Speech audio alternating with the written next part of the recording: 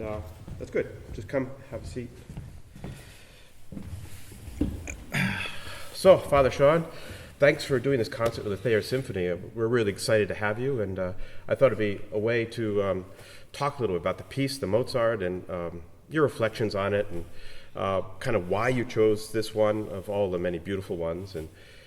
And looking at your resume, you had a lot to do with, for example, opera with Mozart. Right. And I think that's kind of interesting. A composer running these probably top of the line in modern way of speaking operas, some considered to be some of the best in the world, Don Giovanni, Cosi fan tutti. And then the concertos, which also the finest concertos ever written. Such beautiful music. It stood the test of time. And just on a personal level, just studying the score, but I remember seeing that movie Amadeus when I was a kid, and I loved that movie because it felt it's kind of a selfish kind of thing that I felt like I understood Mozart better through that movie. A lot of people did. Oh, yeah. Well, even my parents, who are not really into music that much, once they saw Amadeus, they were buying Mozart records and stuff like that. So it turned a lot of people on to Mozart's music. Yeah. So what do you think? Is there any particular reason why have you ever had a history with this piece, so to speak? Yes, I played this piece many years ago. I think about 15 years ago with the Louisiana Philharmonic. And I've just always loved this piece because I feel like it's the first really great piano concerto that Mozart wrote. The first, and then of course there was a whole series of great ones after it. Right. But it seems like if you listen to the concertos he wrote before this one, there's something about this where he made this tremendous leap forward.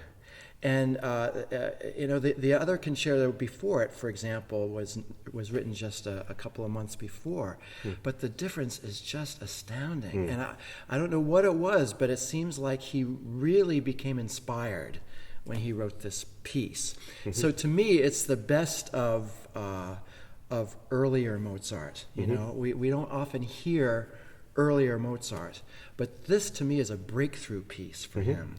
And plus, it also has this gorgeous slow movement in the minor key, which is rather unusual for Mozart to have a major key composition, and the second movement would be in the minor. These two pillars on either side, and the middle of the house, so to speak, in a minor key. Yeah, and the contrast is amazing because the first movement and the third movement are these jovial, very happy, lively pieces, and then you get this really pathetic utterance in the slow movement. Pathetic in the sense of, really deeply felt sorrow. Yeah.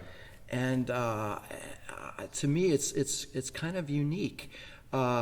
There's another piece that Mozart wrote a little bit later, which is not called a concerto, but it's called a Sinfonia Concertante for violin and viola and orchestra. It's also in E-flat, and in that piece he also writes a beautiful, beautiful slow movement in C minor, and actually uses some of the material from this piece in that. And that piece has also been always one of my all-time favorite Mozart pieces. So I think for a lot of those reasons, that was why I wanted to play this particular concerto so much. Yeah, that's. I think for our audience, that's very interesting. A very reflective piece, and it's good to kind of know this, and who knows what Mozart was going through in his life, or if anything. Right. We don't know if there's some kind of biographical incident that happened that would have inspired this. Now, we do know that he wrote this piece for a visiting French woman pianist, and whose name was Madame Genome. And so now we know this as the Genome Concerto. Right.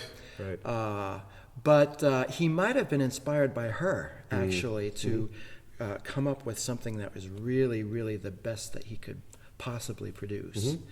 And who knows, maybe there was some kind of, reflection of his own difficulties with in his own love life. Who knows? Yeah. What would have produced this incredible slow movement? That's a fascinating thing about a great composer, great works in music. most of our great composers are no longer living, but they live on. It's a form of immortality through the music, and it gives us probably decades of things to think about. And it also lets us into their inner world in a way that words can't do. Right. So, you know, with other great historic figures, you know, we have their letters and all that stuff. We have a lot of letters from Mozart too. But to have their music and for us to be able to feel what they felt is something which is a wonderful thing about music, I think. Could you maybe just show us a little snippet of... Yeah, you know, the first movement itself is also rather extraordinary, because usually with most concertos that Mozart and others wrote, the pianist comes out and waits for a long time to play, you know, while the orchestra is playing all the introductory material. But for some reason, Mozart was moved to have the pianist come in right away. So the orchestra goes, and right away the piano goes, Right. and then allows the orchestra to do the expository material until then the soloist comes in. So right away there's kind of a brashness about this composition. It makes me think of his operas, where he really had understanding of theatrics in a way. Absolutely. This is a real theatrical gesture that wouldn't have been expected. Yeah.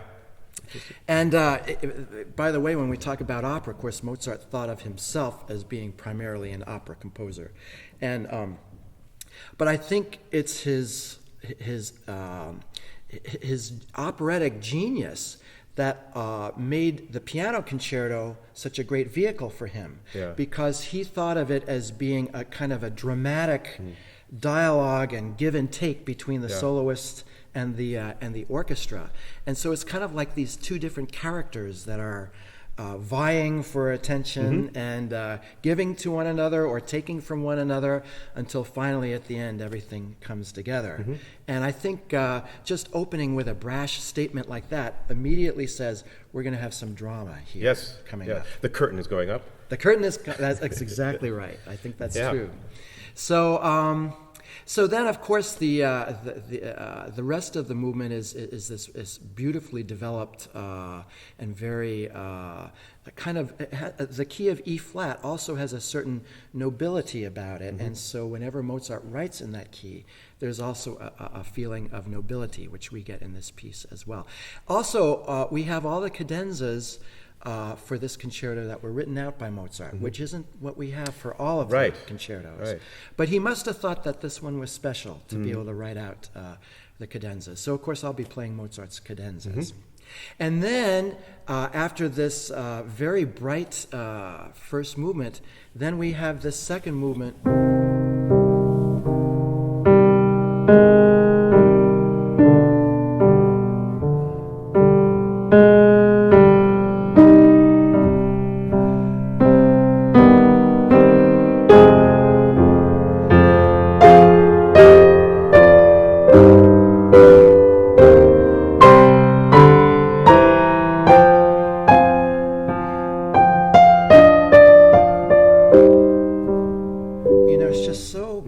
So heartfelt. Yeah, amazing. Yeah, and to me, that's the real artistic highlight of this concerto is in that slow movement. And then at the very end of it, we have this cadence that both the piano and the orchestra plays together. Right. And then the piano starts right away.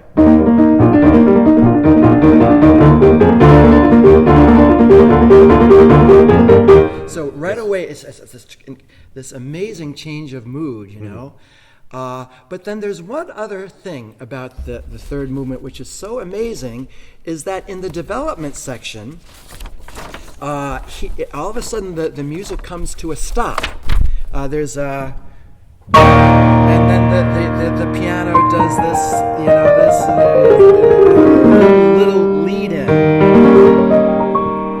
And then it starts a minuet in a totally different feel.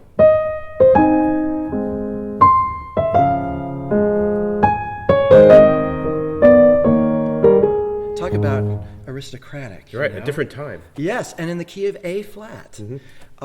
And so we go through quite a big section where we have this minuet. And then finally, at the end of that, Mozart, of course, will go back to.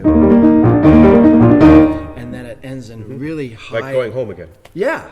And then it just ends in incredibly jovial, happy spirits. So I feel like we go through the gamut with this concerto. Yeah. You know, Yes. we go through a sense of nobility and kind of this classical poise in a lot of it, through a kind of almost romantic heart-wrenching, and then where Mozart is just kind of unbuttoned and laughing, you know, and in great spirits for the rest of the piece, and so it's a marvelous journey, I Yes. think, to go through the entire piece.